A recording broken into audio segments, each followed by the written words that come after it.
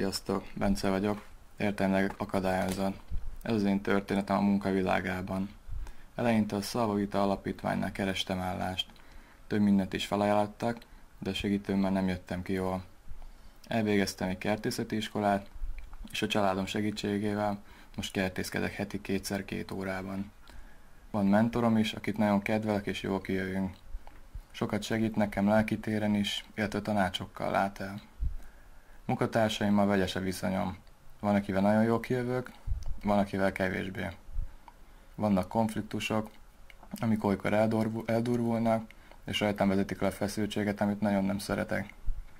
Volt olyan, hogy fizikailag és szóban is bántottak. Ilyenkor volt, hogy magamtól megoldottam, de volt, hogy szólnom kellett valakinek.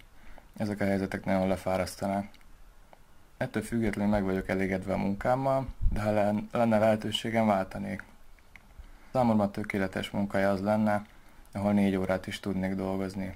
Szeretnék többet dolgozni, úgy érzem, bírnám is. Ez volt az én történetem, köszönöm, hogy velem tartottatok. Sziasztok!